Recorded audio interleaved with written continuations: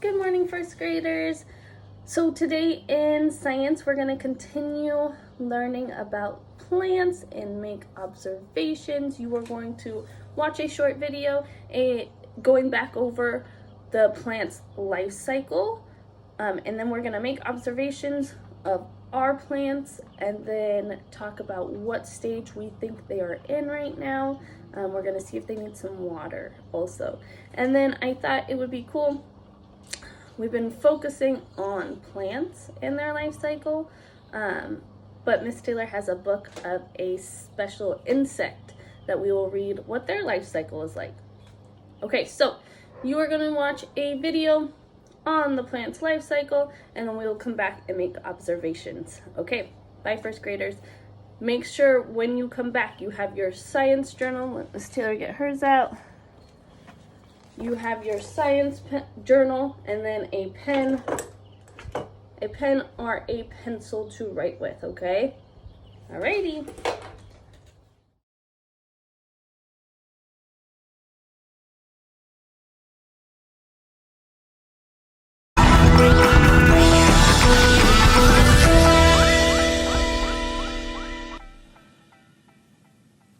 Oh, hey guys, Squeaks and I are checking out our plants and they look great. It's almost hard to believe that these beautiful flowers and plants came from the teeny tiny seeds we put in the pots just a few weeks ago. You might be familiar with the little packets of seeds that you use to grow flowers or vegetables in your garden, or maybe the sunflower seeds that you find in your snack mix. But did you know that popcorn kernels, beans, peas, acorns, and rice are also seeds? Well, one of our friends, 5-year-old Dimitri, wrote in to ask us, how does a seed grow into a plant? Thanks for asking, Dimitri. First of all, seeds come in lots of different shapes and sizes, but they're all made of 3 parts. An outer shell called the seed coat, a tiny baby plant that's inside the seed called the embryo, and some plant food for the embryo called endosperm. The seed coat has an important job. It covers the entire seed, protecting the little baby plant inside and keeping it from drying out. The seed coat also has super sensing powers. It has special chemicals in it that can tell when the seed is in the right place to start growing. For example, the sunflower seeds and the pumpkin seeds in your trail mix sense that it's not safe to grow. After all, seeds can't grow when they're surrounded by raisins and chocolate chips. So while the seeds are in a bag or in your hands, it's like they're asleep. The seeds are still alive, but they're dormant or inactive. Some seeds can stay like this for hundreds or even thousands of years. Great question, Squeaks. To get started, every seed needs water, the right temperature, and the right amount of light. Once the seed has these 3 things, like when it's planted in some nice wet soil, the embryo, or baby plant, gets the signal to start growing. For plants, this growing process is called germination. First, the seed coat lets some water through to the embryo, but the embryo needs more than just water if it's going to grow.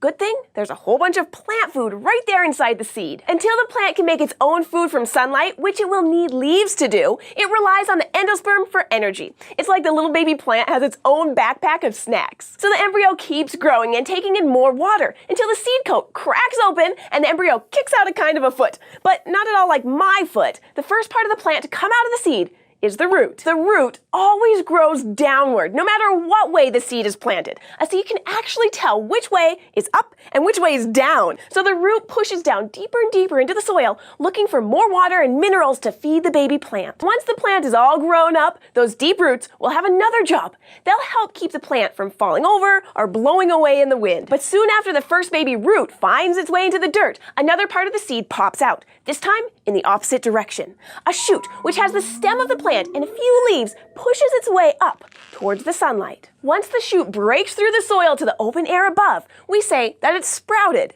Now the plant doesn't need the endosperm anymore because it can make its own food from sunlight. With enough water and sunlight and the right temperature, the young plant will continue to grow, getting bigger and growing more leaves until it's an adult plant and it can produce seeds of its own. Next time you're about to chow down on a handful of sunflower seeds, just think, it's like you've got a whole field of flowers right in your hand. Thanks to our friend Dimitri for asking this great question. And if any of you have a question for any of us here at the fort, let us know by leaving a comment or emailing us at kids@thescishow.com. See you next time, guys. Okay, so now we're gonna take a look at our plants and make some observations and think about what stage of the life cycle is it in. So Miss Taylor has her plant right over on her windowsill. So here are each of our plants. Let's read what each one is. Oh, okay, so this one right here is the kidney bean. This one is the corn. So we have kidney bean and corn. And then we have, let's see, where did Miss Taylor write it? Oh, this is the pea. So kidney bean, corn, pea. And then we have the pumpkin and lima bean. And see how Miss Taylor has it on our windshield, because by my window, because remember, plants need sun to survive. So having it right on by my window is going to hopefully ensure that it gets enough sunlight to grow. And then to check if it needs water, Miss Taylor will just look at the dirt and see if it's moist. And this is pretty dry. I'll also gently put my finger in it, and if it's not very wet, then Miss Taylor will water it just until it gets damp enough on this top. Okay, Miss Taylor's gonna do other ones. Okay, first graders, let's talk about the stage that our plants are in. So since Miss Taylor does not see any roots, I do not see any stems or leaves, I am guessing that our plant is in the germination stage. It is still feeding itself from its little backpack of food it has stored and cracking its shell open for the roots to come out. So we are in germination stage. Okay, we have watered our plants. Now we're going to make observations. So looking at our plants, Miss Taylor observes that there is no sprout yet. So the seeds are still in the soil. So right now I'm just observing that there's dirt in our plants. We can't see the seed quite yet, or the sprouts coming from the seeds. And looking on the side, I still see dirt, no roots yet. Okay, so now you need your science journal. You are going to write one thing that you observed from our plants today. Oh. Okay, so I'm going to the first empty page in my notebook, writing my name and date, Miss Taylor, and then today is April 29th, 2020. And I'm going to start my sentence with a capital letter. I'm going to say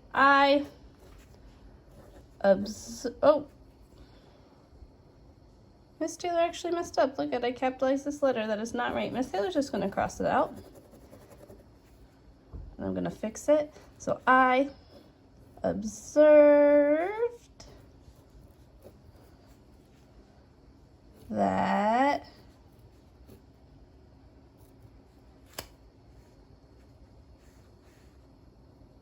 there is soil. Miss Taylor did not see a sprout yet, so I can't write that I've observed the seed because I can't see it. Okay, now I'm going to sketch a little picture of my plants. So there's 5 plants total, so I'm going to make 5 cups. There's 1, 2, oh, I hope I have enough room, 3, 4, 5. And I'm gonna, well, first I'll draw the dirt in them. And I'm gonna label it dirt. our soil. Next, I'm going to put the names of my plants. So let's remember it was the kidney bean. Then we had the corn, pea. Oh, no. There we go. Pea. This was, oh, pumpkin, that works. Pumpkin. And then lima bean. Okay, so I've sketched a quick picture of my seeds. Right now, are my plants. There are only dirt in my cups that I can see with my sense of sight. I labeled the dirt, our soil, and then I labeled my plants. And I wrote, I observed that there is soil. Okay, first graders, so we just went over the plant's life cycle. We made some observations of our plants in Miss Taylor's home, or you might have made observations if you planted your own plants at home. And then what we're gonna do is, since we've been talking about the plant's life cycle, Miss Taylor wanted to share with you a pill bug's life. So this is gonna be about an animal's life cycle, specifically a pill bug. So Miss Taylor remembers I loved pill bugs when I was little. I still love them. I just don't play with them as often. These are the animals that roll up in the tiny balls when they need to protect themselves.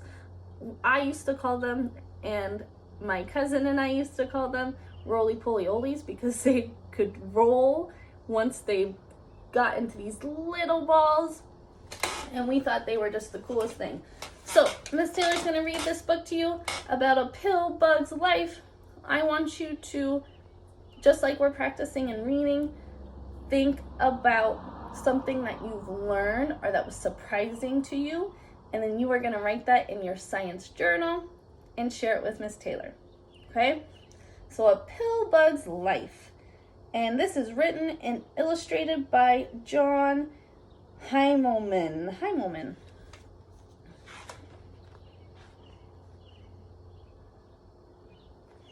Okay, it says, it is a spring morning. A young pill bug crawls out of a pouch on her mother's belly. So here's the pill bug, and then you could see right here, this is the young pill bug that just came out of the mother's belly. It's so little. So do many other pill bugs. The pill bugs spend most of their time eating. They grow very fast.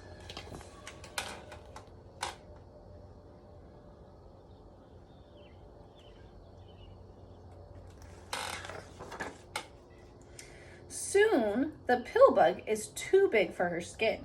She sheds the back half. A few days later, she sheds, the front half. So Miss Taylor's already learned that I didn't know pill bugs shed their skin.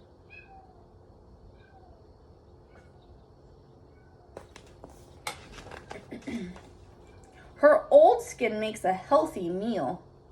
See, that is surprising. They eat the skin that they shed. All summer long, the pill bug changes and grows. When danger comes near,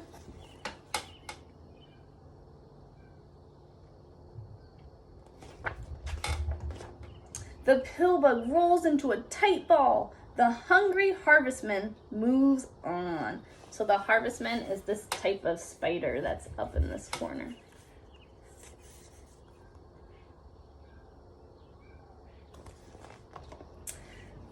The pill bug crawls under a log. She is looking for dead leaves to eat. I think this is pronounced Dicidra. A Dicidra spider is under the log too. It is looking for pill bugs to eat. Suddenly, it gets very bright.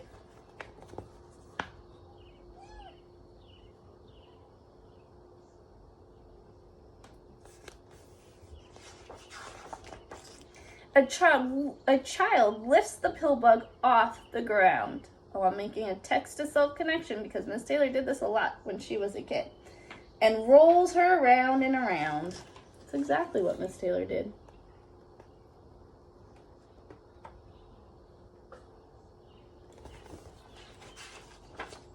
The pill bug rolls across a flat rock. Finally, the danger has passed. The pill bug wanders through the forest.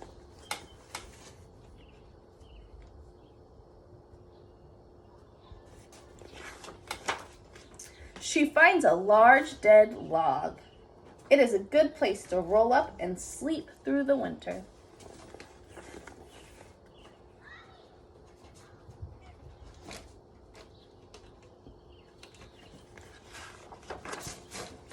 Other pill bugs roll up too. They do not want to dry out. On warm winter days, the pill bug wakes up. Snow fleas wake up too.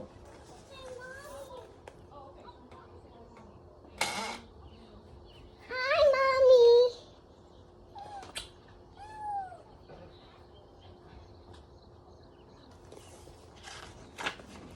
Soon the cool, damp spring comes. The pill bugs wander across the forest. She is looking for a male pill bug. At last, she finds a mate.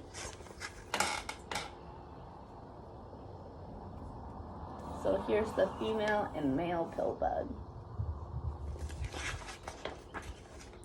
A month later, young pill bugs crawl out of the pouch on her belly. They feed together under a log. Oh my goodness, look at all the baby pill bugs coming out of her belly.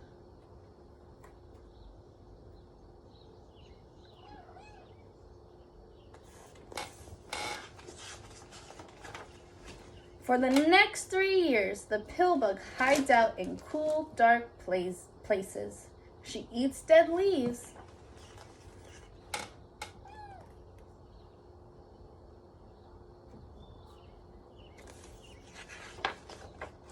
And has many close calls. Each winter, she sleeps rolled up under a log.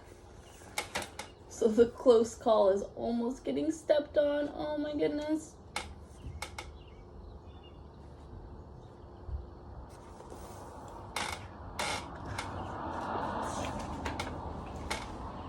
And every spring, she brings new pill bugs into the world.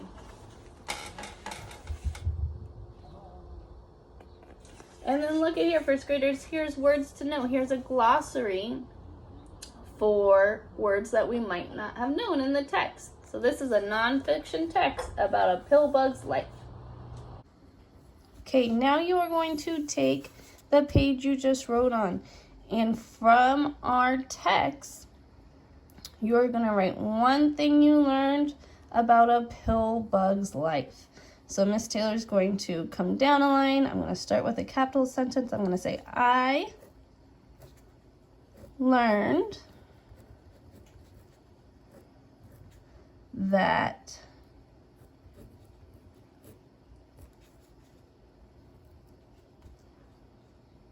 man, Miss Taylor needs to do a little bit better on her handwriting. There we go. I learned that baby pill bugs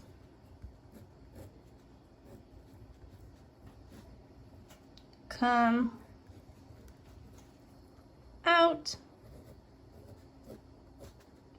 of its mother's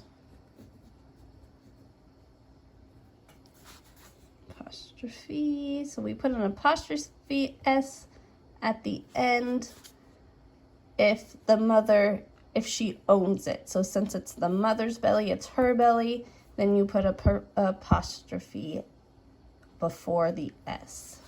So I learned that baby pill bugs come out of its mother's belly. And then make sure there is a period at the end of your sentence. Okay, first graders, please make sure you take a photo of your work and post it to your portfolio on Class Dojo. All right, Bye, first graders. Good work today. Hey, first graders, here's an update on my Venus flytrap. I am feeding her a dried mealworm. She is doing great. She has so many new leaves that are sprouting. And so there you are. Bye, first graders. Got it.